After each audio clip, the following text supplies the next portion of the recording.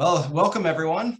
Thank you all for joining us. My name is Nathaniel Van Kirk. I'm the president of OC Massachusetts, and thank you all for joining us for our monthly lecture series. It's a pleasure to welcome back Dr. Jason Elias, a man who needs no introduction, but is going to get one anyway. So I had the privilege to be a trainee under Jason for many years when he was the clinical director at the OCD Institute. Since then, he's now the founder and director of CB Team.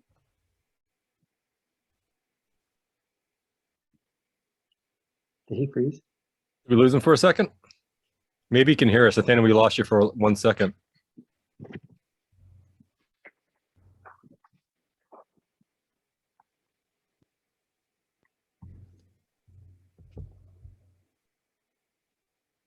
There's Jason. Nathaniel will probably come back in. We'll see. Yeah. Sean, can you see the chat? I can't see the live chat because I'm using my phone. Are people saying that they can still hear us? I can see a chat. I don't know if it's the live chat. Okay. Yeah, Courtney says we can hear you. Okay. So Nathaniel's frozen, so yeah, I can text Nathaniel. Yeah, thank you. And we'll just get going. But yeah, if you want to jump right into it, Jason. Yeah. And Sean, I'm so happy you're here. I didn't know you'd be here. It was a great surprise. Nathaniel said, hey, I could try to get Sean on the line. I was like, great. So yeah, kind of just happened. Yeah, please feel free to help me when questions come through the chat. Absolutely. I had an activity plan that might be a little tedious for you because I'll need you to tell me what everybody's saying. Not literally everyone, but like a smattering of what they're saying. And ask me questions and stop me because you know my style of presenting. I'm actually going to explain that first because it's directly related to motivation and a very, very powerful way that I've motivated myself over the years to do talks like this and groups and just like a lot of things that would rev up my perfectionism. So I know it sounds like there are people out there that maybe been in my groups or just know my work, but for people that don't know me, I spend a lot of time sharing my own personal experiences with people when I do things like this, but also in individual therapy. Because I feel like it's a good way to connect with people and to teach. And the way it relates to motivation is that I've had perfectionism all my life. We can call it different kinds of things, like what's causing that perfectionism. But the end result is a lot of avoidance on my part. I wasn't somebody who, well, there were times that I would overwork a problem to make sure it got done well, like that kind of perfectionism. But very often, even before overworking, I had lots and lots of avoidance. And so, I might overwork a talk like this and plan out what I want to say, and that would basically tie me up in knots. So somewhere along the way, I stopped doing that, like as avoidance pretty much. And I'd show up to things having prepared, like by working on writing stuff out for myself maybe, or thinking about it a lot, talking with people.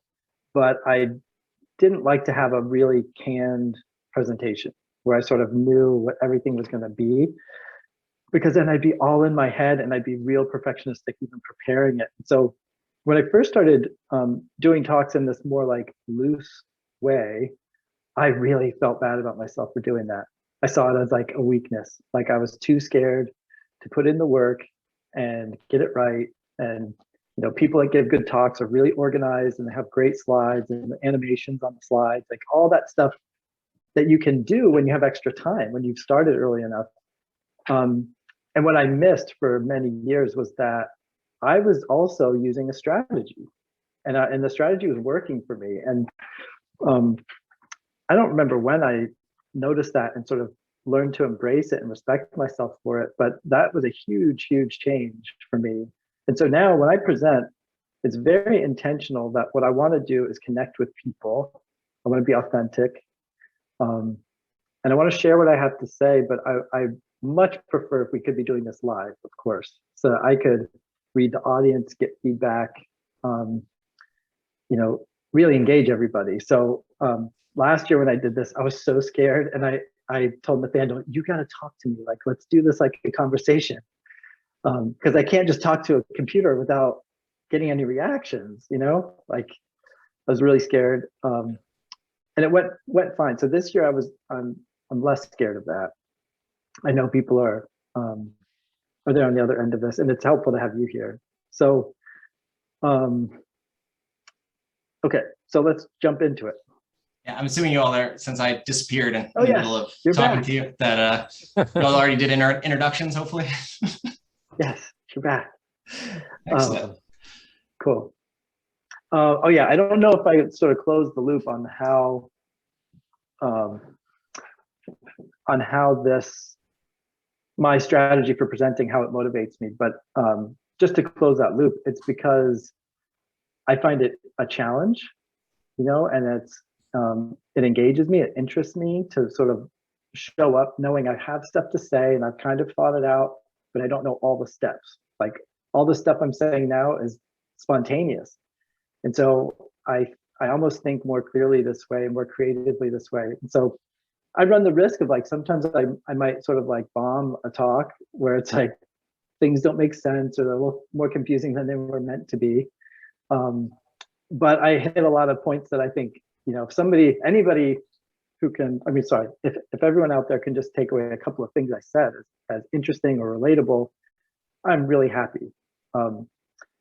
The first thing I wanted to say, like sort of like in terms of my prepared remarks or my prepared thinking before making this remark, I was, really interested in giving this talk because motivation can be such a trap for all of us, and we all have. I'm pretty confident that if I surveyed the crowd, they could probably tell me like dozens of really helpful strategies related to motivation that most of us think I should use them, but I don't, or I do use them and they don't work that well, or I can't use them consistently, and despite that evidence, we all secretly hope that this guy's going to share something like a new technique or a trick that's going to like get me motivated, or that I'll be able to use to motivate myself. And that is just not what I'm interested in. My brain tells me that's what I'm supposed to be doing, but I've lived this life too, and I've used these tricks too, and they work sometimes and other times they don't, and that's just how it goes. And I actually have a list in front of me of strategies, and I'll talk about some of them. But the place I want to start from is like just getting more curious about motivation, like what it is, how you have it. And I'll just tell you the purpose of that. I don't often tell you the purpose of these things. If I were working in a group, I'd probably let that be unknown for a while. But since I can't see your faces, I'll just tell you. The purpose is the thing you need for motivation is yourself. If you're struggling with motivation, by definition, you know what you want to be doing and you aren't doing it. And that's really all you need to know. The tricks and the techniques and things like that can really help loosen us up and like get us going. But the idea that we need something to do our lives is the trap that we fall into a lot. Like I was always creating multiple steps before I actually lately I've been calling it scooping up my life. So like before I actually scooped up my life, imagine my life down around my ankles, whining and whimpering, wanting my attention and needing me to do stuff. Before I would do that, I'd spend tons of time strategizing. I'm like, how am I going to do that? And some of that's important, like if I need like materials for the thing I'm working on or some knowledge I don't have, like, of course I need to figure out how and when am I going to get that stuff. But, 90% of the time that strategizing was part of a perfectionistic way of doing things, or this belief that I need to sort of be in the right mode to get this job done. So like in college, that would translate to like, it's embarrassing to share some of this stuff, but there were times when I'd be studying for something and I would literally go to like 4 or 5 different places within an hour or two, because I'd go to a coffee shop and I'd be like, this atmosphere is not right. Go to the library, it's too quiet. I'd go, I was always trying to fit into like what the thing was. And I have to keep giving these caveats, but I'll stop. Like, there might be something to that. Like maybe there was an attentional problem I was having. And so if I learned more about that, I'd be like, oh, I need to be in an environment that's more like this, more like that. Like, I'm not saying that's not good to do. But any strategy that was helpful once may or may not be helpful the next time. And so one of the sort of like tips that I wanted to make sure I gave to all of you was to be, we really want to be aware of the rules we're creating around all kinds of stuff in our lives, but around motivation, where if I say, well, I have to find the right spot, or I have to do this, or I can't if this, I just want to look out for that stuff and stay really interested and more aware and awake about like what's going on. So you're saying there's no perfect motivation feeling? There is none. Yes, there is none. And so things that work, and that's awesome. We just try not to create new rules about those things that they're like must-dos. All right, I want to just keep rambling, but I promised myself I'd ask these questions because I think they can be interesting to get things rolling. So just briefly, if you guys can help me just tell me what people are saying. This is the part where I want to get interested in what motivation is like in your life. So if possible, I don't want you to think of like textbook answers or things that you've learned from other seminars and stuff. I just want you to think about your day-to-day experience, like what you did today, what you did this week, and how do you know when you're motivated? And so for the group, like when you have this thing, like we often say, like, well, I have to get motivated, like as if it's like this commodity that you have to go out and like gather up. And so I want to know, like, how do you know you've gathered it up? How do you know that you actually possess some motivation? For those of you that are listening, if you put your answers in the chat, we can make sure to read them out. And if you have questions, you can put them in the Q&A.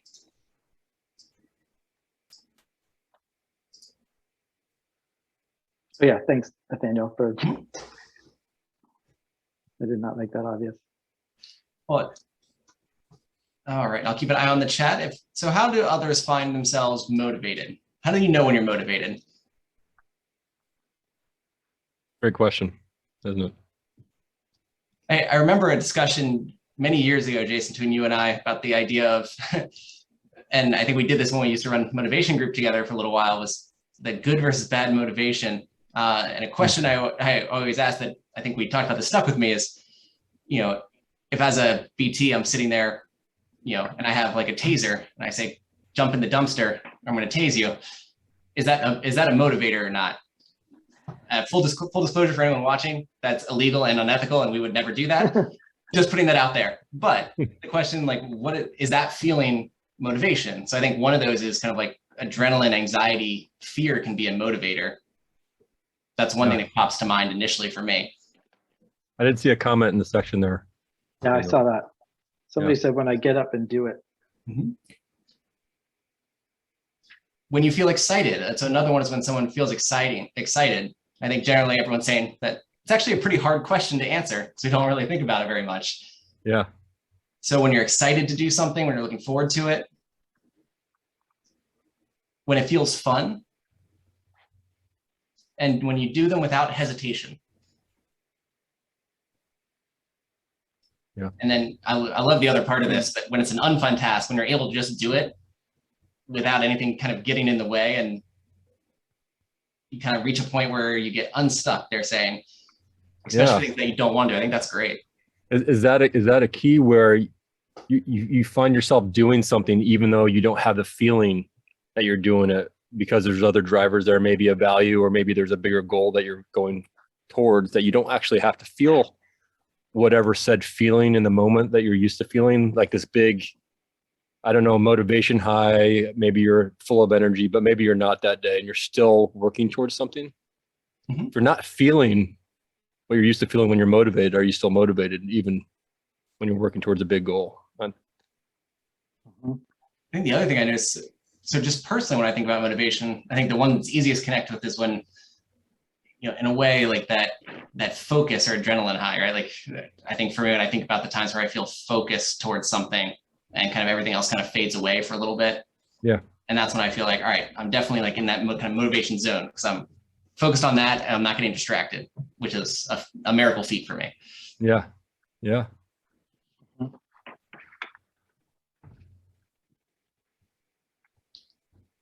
All right. I don't see a ton more. Are you guys seeing anything more? It pops up for me, I think, when I come in. No, I think we covered all the ones that are in there so far. Okay. Well, I'm going to just plow ahead because if I give people more time, like if I do this in a group format, there's always these lulls and I'll just wait and wait and wait, but we want to get through more stuff. Because it's fun. Like when you give it more time, like on a big whiteboard, usually it's like full of different things as people start to think more about all the different kinds of motivations we have. Like, because we're in this setting, people might be thinking about motivation to do an ERP or, that kind of thing. But this is like brushing your teeth, taking out the trash, doing homework, calling a friend, going out with friends, like everything. When you start to think more, broadly, then it ends up being like every time I've done this, the same things emerge. And I tend to group them the same way, but I know there's probably other ways to do it. So I'd be curious if people have some, but the general pattern that I've noticed in my own life, and then I used the group at McLean for many years to test this out. I'm like, am I alone in this? So there are these three types of motivation, as I call them. I'm making the categories. I don't know if they really exist, but there's motivation as a feeling. So these feelings are things like feeling excited, feels fun, feeling unstuck, having energy, feeling focused. Those all sound like, pro getting my stuff done that I'm trying to get done. We didn't talk about some of these other things. You won't be able to read this, but it's fine. I wrote anger and anxiety and any other emotion, sadness. Motivation can come from the things we're feeling, right? So like when I'm angry, I might be motivated to scream and shout or solve a problem. If I'm anxious, same thing. If I'm sad, same thing, whatever, right? Mm-hmm. That's probably the most common, and actually we have the most in that, so it fits with my theory. That's the most common way that we use the word motivation in our culture. So it may not be the most common form, but it's the way we connect to the concept.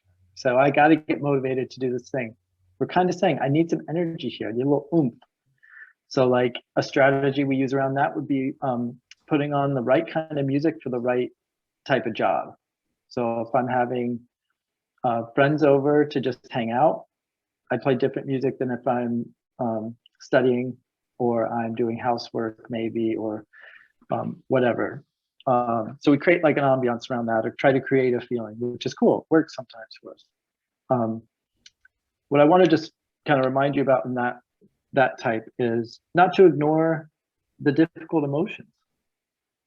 Like we were saying in the beginning, like if you are feeling frustrated because you see yourself not doing what you wanted to do, that's often when we say like, I gotta get motivated, and we miss what's right in front of us. We miss that we are feeling a whole lot of motivation in the form of frustration. And then what we do with that frustration in that moment, what I do in that moment often, is I criticize myself. So like here I might be aiming at, I really should start preparing for this talk. And I'm like, shoot, why am I not doing that? So dumb, whatever, criticizing myself. So I'm basically like connecting to that emotion and the thing I want to get done. And then it's like pulling my aim off course toward, I'm going to criticize myself for a little bit. When that emotion was actually doing something for me if I paid attention in a different way. If I could just be like we're doing now, being more curious about how does motivation actually work in my life? Because it might show up a lot as frustration, especially when you know what you want to be doing. Like the anxiety shows up just kind of sometimes like, oh no, but when you know what you want to do and you're not doing it, it's very frustrating. Yeah. I really like that idea too, because I think it gets to this the idea that I think clinically I hear a lot, and I think came up in the groups, the idea of like I feel like I'm not motivated because I can't do the ERPs, or I'm struggling to do the ritual prevention, so I just don't have motivation. But it sounds like kind of what you're kind of alluding to is that idea that as anxiety is a motivator, that motivation is there, it's just maybe going, not realizing what direction it's going in, and it's kind of working against you. Kind of got distracted from your goal with that motivation pushing that other direction. So not that you're not motivated, it's just noticing where it's pushing you. That's right. And if you need like some things to help you remember this, because I want you to experience frustration in your life, because that means you care about something and you're noticing something is off track. Mm-hmm. And so in our lives and other ways where we literally get off track, I like to use the example of driving, that if you're on the highway and you are not paying attention, or you're sleepy or whatever, and you start to veer out of your lane, you might have had that experience of hitting those rumble strips, the little cuts in the pavement. And when you hit those, it's like, like it'll shake your whole car. It wakes you up real quick and lets you know that you're off track. And I mean, what do? We don't, you might criticize yourself or contemplate it, but you also veer back into the lane that you're trying to go in. So if you can just in your mind connect your frustration with yourself or the situation, it's important to take responsibility for what you can do, even if the situation really sucks. But when that frustration shows up, it's a mismatch between what you want to be doing, what you see yourself doing, and that's like a rumble strip. It's just, it could just serve to be like, okay, that's my wake-up call. Now I'm awake. Instead of criticizing myself in this moment, maybe I'll say, oh my gosh, thank goodness I know where I am again and know what I'm trying to do. And then what you're trying to do is probably hard, right? If it was just fun or easy, you might have gotten it done. But even sometimes the fun and easy things we avoid for different reasons. So try to grow in your appreciation for those rumble strip moments and what they might be able to do for you. Okay, this one, we didn't have as much for this one. That's supposed to be a trash can. I'll tell you why it's a trash can. This one, this category, this one says, somebody said they know that they're motivated when they see themselves doing it, like they're actually doing the thing. This one is, I call this one like motivation as a means to an end. And so these are things that happen. I feel like this is the most common form of motivation that we probably respond to in our lives. This is one where like, I use the trash can because the example in my personal life is like, I'm inconsistent about a lot of things. Won't get into that and why. But I'm inconsistent about a lot of things. I like novelty, I like change, and I'm also, whatever, in my head a lot, so that makes me inconsistent. But I never missed a trash day. Like probably twice since we moved to Massachusetts, where we had, I don't think I had a trash day before. It was just dropping off my trash in a dumpster, whenever. But ever since I've had a day where they come by and get it, I don't miss that. And I'm not really passionate about that. Like it's not a personal value. I don't cherish that moment. And I never miss it. But, there's plenty of things that I cherish and I find really important that I do miss out on. I don't call the people I love as much as I really want to. There are plenty of nights that I don't even get to see the kids before bed, and that kind of thing. So why is trash like? That's why I like to use trash as an example, because it's just a thing. But people bring their cans out. It helps remind me. It's just the way the town does it. I haven't even considered all the twists and turns that I would sort of like bend myself into a pretzel about other tasks, about how it's not the right time, not the right situation, it's not fair, I don't like doing it. All those statements that I might apply to something I really care about, like giving a talk like this or something, like I'll do that tomorrow, whatever. I don't do that for trash day because the system is they show up on Wednesday, so I need to have it out there for them, right? I don't question it, I just do it. That's how you go to restaurants, that's how you drive your car, that's how you do like a million things every day because the system is set up that way and you don't argue for it. So when it comes to motivation, we have this tendency of saying, well, what works for me is, and we create a rule that was based on maybe a time when that was true. Like I have like that coffee shop thing where I was moving around. You know, if it was like noisy in the dorm or just whatever, and I went out, I was like, oh, that worked so much better to be like out of the house, you know, and working. But for me to then say, well, what I need is the right setting, like every time. It's like, well, I'm just setting myself up. I've created a barrier to motivation. I'm not creating a system. So if I'm, the way I use this one, means to an end. That means what's working and really being honest with myself about that. And ultimately what works the best is getting started on stuff, scooping up your life. Don't create more steps to doing that. Start with something. And the starting with something part, we have to acknowledge that when we're working on our lives, it's not always observable to other people. Like I used to criticize myself for not working on my talks before I understood that I just wasn't giving myself credit for all the time I spent thinking about stuff. That's like worked for me. It really did. But I was like, no, people that are good at stuff, they work on it a little bit every day and they do it like this, some kind of idealized approach. So this one, just be honest. Are you doing it or not doing it? Like scoop it up, take a step. And if that step is just thinking about what's next, that's cool. But be honest with yourself. Are you going to go somewhere with it or not? Okay, then the third one over here is purpose. So what did somebody say? Oh, I think Sean, you might have said like when you're working towards something, and you were putting that in the context of like working on something bigger. Like this type of motivation is also extremely powerful. This is when something may be in this category that seems unfair or boring, or just, you know, just kind of like the grunt work of your life. I would say you could maybe choose a purpose that you want to connect to it. I also really like just being patient and kind of knowing that there are different ways of experiencing these things. Like there is a lesson in it for you. There is a higher purpose that you could just be open to if you don't know what it is. Like, you know, I could say, well, I'm being a good citizen or a good member of my community by doing trash, you know, on Wednesday. Or I could say, oh, I'm going to do this so that Courtney doesn't have to do it when it's, you know, raining and snowy. And so it's like part of being a good partner. And that might really make the job more interesting, more meaningful, more important to me. And I have absolutely used it that way.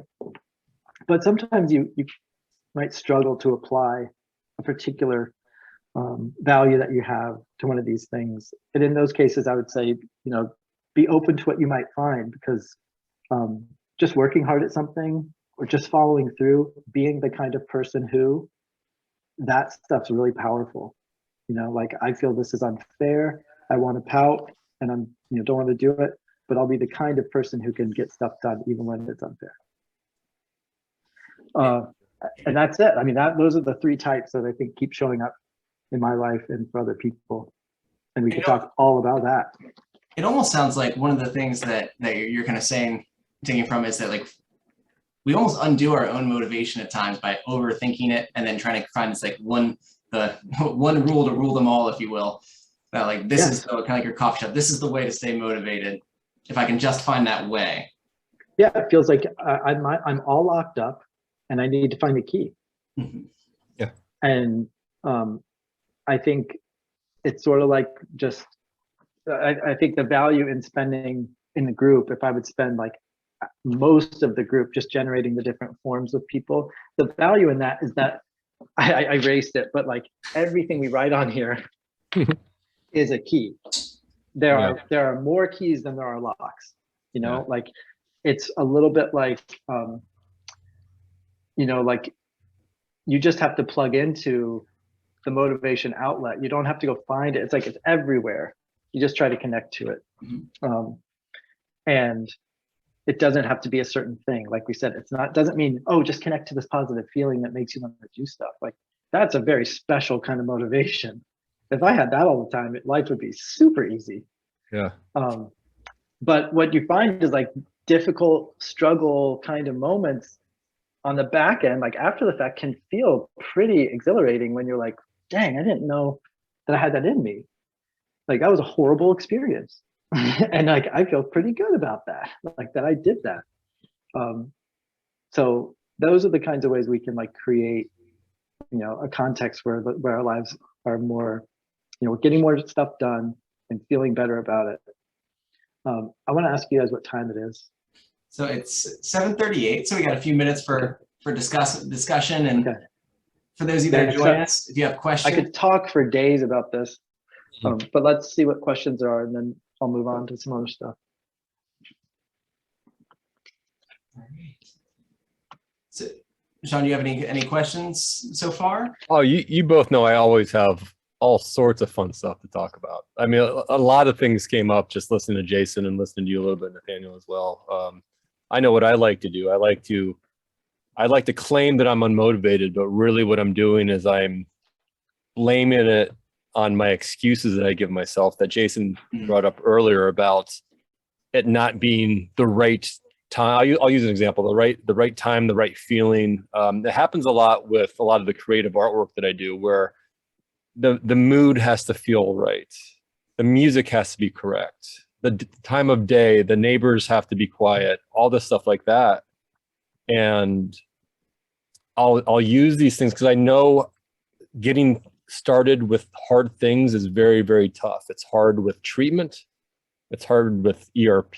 It's hard with artwork and a blank canvas, especially when you're trying to like do creative things that it might be judged and valued. And, you know, and we're judged a lot. We judge ourselves through treatment and stuff like that. So what I like to do is like to put up those barriers, and my ritual is ritualistic avoidance, where I really am motivated to do the things, but I'm allowing some things to build barriers in front of me of doing the things. And then my thoughts and some of the OCD stuff wraps around, well, am I not motivated to do something I love now? And really listening to Jason and you, remembering to maybe take a step back and change perspectives on things just a tad and take a look at things, and kind of like assess, you know, what am I allowing myself to get in the way, and what do I have some agency over in the moment? What can I do? What can I just do? I've been in a lot of solution for you. Yeah, tell me. Ready? This is it. Yeah. Let's see what happens when. All right. All right. Explain this, Jason. Yeah, that's what we can do when we say, well, I just can't get motivated, you know, or like you said, like there are these outside forces sometimes that you know make it more challenging for ourselves. But this is your life. Your job is to scoop it up, you know, invest in it and take some ownership of it. I think COVID has made that a kind of a weird experience, because I think we've seen both extremes, like people taking on new hobbies and projects because they, you know, at the beginning of this thing, they had this time, we didn't know how long it would be. So it's like, oh, how many people learned how to bake sourdough bread? Like, it was like everywhere. Or whatever other, like, you know, making your wherever you are, like, more beautiful, right? Because you're looking at the walls all the time, so you decorate differently and stuff. Like, so got super motivated to do different things. And then like the COVID malaise hits, and I sort of had terrible depression during this time that I'm like emerging from. But that depression really came from this like churning of stuff and like all the different things that I couldn't do, and that I would be happier if I could see people at the office and just all that stuff. It wasn't like that wasn't true. Like I think I would have been better if we were out at the office and like seeing each other. But the way my mind just wanted to spiral into the negativity of stuff and doom and gloom, instead of taking responsibility for my life as it is and asking this, instead of I can't until, or I have to have something until. Yeah. Just saying, okay, that might be true. That might be the best way, but let's see what happens when I do this or do that. And believe it or not, stating what the goal is, making a prediction and testing it. Like just like that, saying, well, let's see what happens if I do this. That's so important because a lot of our lives, this has to do with culture and humanness and all this stuff. A lot of our lives we do sleepwalking. We go through the motions. I mean, it's just that's just how it is to be a person a lot of the time. So when you make a stated goal or prediction or something like that, it just wakes you up. You're more awake in your life, more alert, and able to see the consequences of what you choose to do with your life.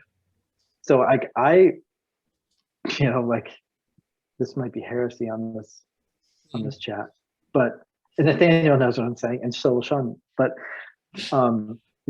my training in ERP was excellent, and one of the things, but I've moved on in lots of ways, and I've grown and changed what I do. But in the beginning, it was like, oh man, rituals and compulsions, those were just bad news. We got to get those to zero as quickly as possible. They're going to mess you up. And now I'm like, no, rituals are fine. They're just a thing you do to cope with the moment and get through it. But if you're not paying attention to what's happening, you'll get lost in them. You'll do them just because that's the rule. That's what has to happen. Well, I can't do this until I do that. And it's like, that's how everybody lives their life in different ways, right? Well, I can't go on vacation until I do this. I can't get married until I do that. Like, it's not just an OCD thing. People make up these little math equations for themselves all the time. People with OCD are just better at it. So if you're doing a compulsion and you are aware and awake and you're watching what's happening, I mean, what are you going to learn from that? You have the potential to learn a lot of stuff. Did it really feel that much better? Did I feel proud of myself? Is this something I'd brag about to people? Like, the thing I would preach in my group about is all the places in our culture where people sacrifice and they get parades, they get paid for it. They do things to hurt themselves and they become famous and wealthy for doing it. Like athletes are a great example because they wreck their bodies. Sean played basketball competitively for a long time. Nathaniel was like an awesome skier and did stuff. And both these guys are banged up, but probably feel good about the experiences they had, and people admired them for the way they could put their bodies on the line. They go, wow, that's great. So why not do that for a compulsion? Like, this is probably going to hurt me. This might not work out so good for me. Let me see how it goes. But nobody I know has felt proud of their compulsions. It's like we hide them, embarrassed by them. We don't get parades for it. Even when they're motivated toward these really important things like preventing harm, right? Like, nobody's getting a pat on the back. People are annoyed with you. You're annoyed with yourself. You appear selfish when what you're trying to do is like do the right thing in life, and you come off looking selfish. Like, that's just a BS situation for you. But the OCD is such a like tunnel vision thing that it doesn't let you see all those consequences, or when it does, we fold it back into self-criticism and blame and all this stuff. And I'm not saying that I don't want you going there at all. I want you to think more experimentally, like, I'm going to let myself do this. I'm going to respect that this is what I think I need to do. It's what I feel like I want to try, but I'm going to pay attention to what happens, because if it doesn't work well for me, I'll have to consider, like, maybe I want to try it differently the next time. It sounds like the idea too, what you're talking about is also like being volitional in what you're doing, right? Like kind of owning your choice. Is that if you're going to do all these rituals, at least you're owning the choice that you're choosing to ritualize, and Yes. you kind of have to accept the consequences, the outcome. Yeah. So then you can choose something different the next time. That's right. That's why, like, Yeah. I'm not kidding. It's like you got to say this out loud to yourself, or write it down, or do whatever you can. It'll work better if you do. You don't have to do it that way, but it will work better if you actually pause and say, let me see what happens if I keep washing. Let me see what happens if I try to get rid of this thought. I mean, just pausing to give yourself 5 seconds to try to be more awake and pay attention can make a huge difference. And Huge difference. And heresy aside, to those that are watching, we're not saying like go ritualize and say Jason told you to, but I think that idea too of, and I know as someone who's also lived with OCD and gone through it, is like there is that part where all of a sudden it feels like you are on autopilot, and your rituals kind of become that, like what you're sleepwalking through, right? You mentioned like the sleepwalking through your life. I think with OCD, those rituals can very quickly become that, where you're just kind of doing them, feel like you have no control over, like, do they go more? Do they go less? Do you try to cut them down? Do you try to change them? It's like you're in an OCD factory, and like stuff just keeps coming down the conveyor belt, and it's like, oh, well, that's what I'll do. I'm just going to keep doing that. And they don't feel separate anymore. They don't feel separate from you. I remember when I was first getting in the OCD business back in when I was first really starting to see some symptoms come up. I noticed them, but I felt that I didn't identify them, and I didn't see them as part of me. And as I really got deep into the severity of OCD, that really became what Jason or Nathaniel was talking about, and you brought up Jason, it was almost natural. It was almost just, so we talk about fusion and diffusion a lot. It just felt like it had fused with me so much that it was part of my identity almost. Like I didn't even have to think about doing rituals anymore. So remembering to like maybe take a step back and notice the rituals now, and reminding yourself that you have agency and choice. Yeah. It's a big thing, even if that's a starting point, Yeah, exactly. Like this, treating your rituals like an experiment, it shouldn't make it any more difficult, and it won't make it easier. It'll just help you learn what's actually happening to you. I always think and like where you're promoting it. Like you don't want to work for OCD. One of the things that I remember we always had this discussion around this idea that brings up when we used to run group was the idea that the analogy I think we used to talk about a little bit was the idea of like motivation is kind of like an elephant on a unicycle on a tightrope. Like once momentum gets going, it's easy just to like follow it. But like the most serious part is trying to like change direction, where you're like, oh, what am I doing? What am I doing? Yeah, that's a good one. And in a sense, I feel like that's kind of what you're getting at with this. Let's see what happens is, allowing yourself to make that change, because you're actually noticing where the momentum is pushing you, versus saying like, I don't have motivation because I'm just ritualizing, but noticing like the motivation is just, there is motivation there. Just how do you learn to turn it around and harness it? So I love that. I love that quote. Yeah. And like, it gives you those moments to consider, what's my bigger purpose here? Like I read something today that was kind of cool about, the value of things, and how when kids are little, if you give them different coins, they'll pick a nickel over a dime every time because it's bigger, or a penny over a dime because it's bigger, it's better.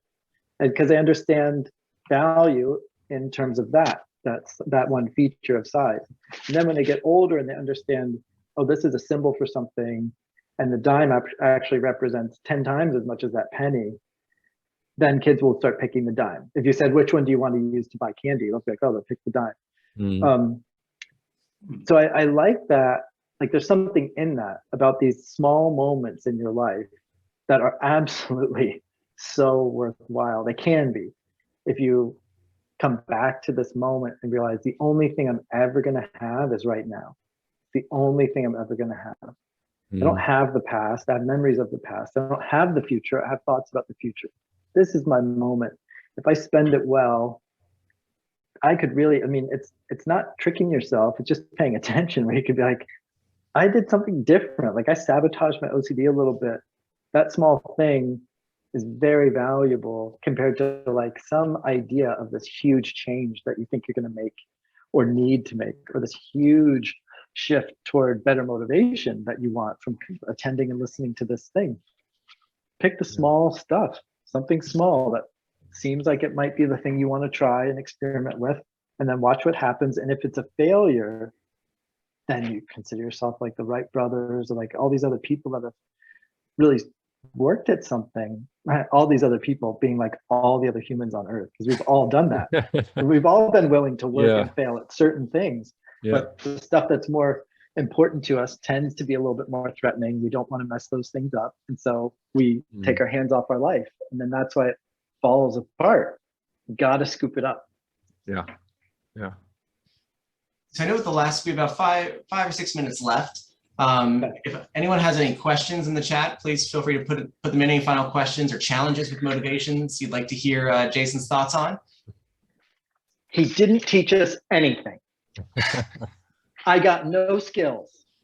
I want to make sure that other people ask questions, but if nobody has something, I got something for you, Jason, in a minute or two. So Yeah, I always got have a challenge. I got the safety net.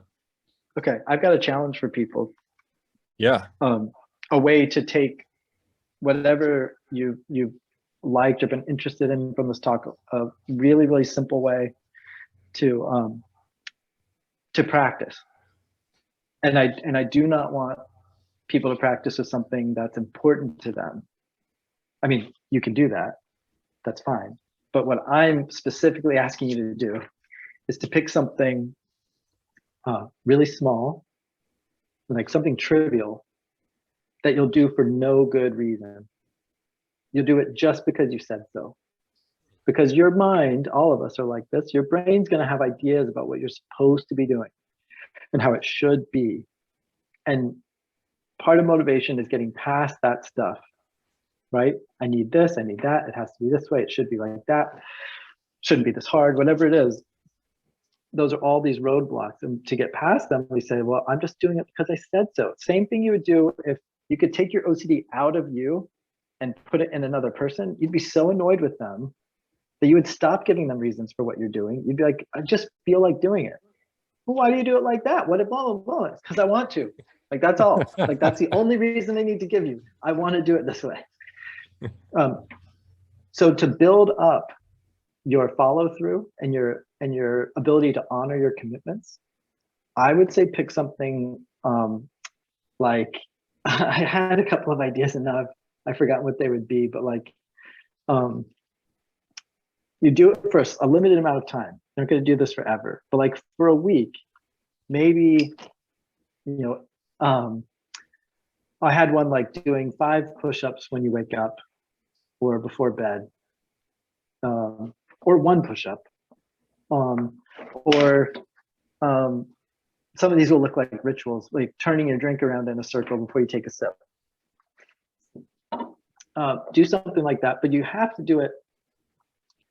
You're challenging yourself. You go, okay, I'm going to do this once a day or twice a day. It doesn't matter, just as long as you commit to what it is. And you say, this is what I'm going to do for 3 days, like whatever you want, but you got to write it down or verbally commit, make it specific, make it really trivial. And then what you're going to see is like this mirror of what your life is, what your brain wants you to do. It'll tell you, 1 push-up, what's that going to do? Why would you even do 1 push-up?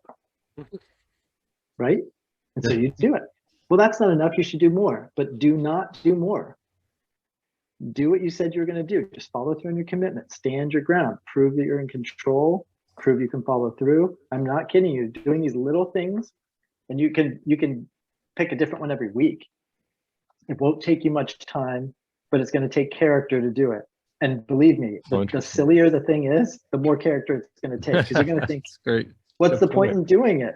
It's a great character. Or all kinds of other thoughts are going to come up, but it's going to give you that chance of being awake and alive and paying attention. So I sometimes think, the more out of place this thing is that you choose to do, the better. Like somebody I was working with, trying to change a habit, an OCD thing, during an evening routine where the ritual was more likely to occur. He just said, do a somersault before you do the routine. And that person was like, okay. Well, they were like, okay, but when they got to that evening, they decided instead of doing that, they brushed their teeth outside the bathroom, just using like a mug and water, like a totally different way that was like kind of, weird to their brain. And that's the point.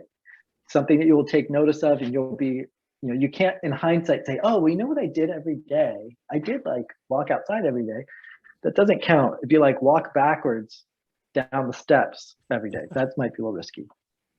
Now I'm having intrusive thoughts. People smacking their heads. There's going to be a riot in Boston stair falls after this. Yeah. So the one that I did, I haven't been doing it because I did it for like a week. This was like the start of me coming out of my depression. I started dancing in the shower or when I was brushing my teeth. And it was like this. Like the smallest dancing. I didn't put on music. I didn't, I made it very, very small. I just was like swaying a little bit. But that's not something I normally do when I brush my teeth or I shower. And so it became a thing. Like years ago, I also went to the gym wearing my tie because I couldn't get motivated to go to the gym. I don't want to change my clothes. I'll be sweaty. I'll have to come back to work and be all sweaty and all that. So I was like, well, I'll just go in this.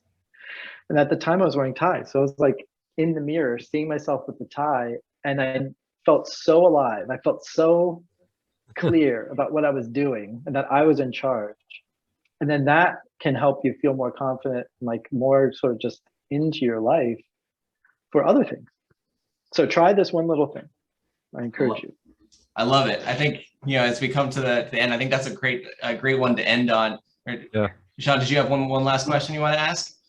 Not something that we were going to be able to wrap up in 30 seconds. We can wait till another time for it. We'll have to have Jason back to Sean. Talk about that. Talk about it again. Maybe we'll do like a special recording of a Jason Elias snippet. But I'd much rather watch Jason Elias dance and tell us and teach us lessons doing that than any kind of question. That was awesome. So I think for all of you that are joined us today and are struggling with motivation, just remember, find your own Elias dance. And each day, and then one step at a time. Make it so small, just like mine. Many of you were thinking, you can't call that dancing. Because it was barely anything. That's what I'm talking about. Something that your brain is going to criticize, it's going to tell you it doesn't count, and you're going to say like, I don't care. I'm doing it because I said so. Well, Jason, thank you so much for joining us. And as always, it's a pleasure to have you. And I know we could talk about this stuff for hours. So we'll have to have you back. But I really appreciate you coming and sharing your expertise with us. And Sean, for joining us in the discussion today. And for both of you rolling with, saying hello and then disappearing, evidently, because Zoom decided that I shouldn't be in this webinar. Yeah, thank you guys. I love you guys. Good to see you. Great to see you too.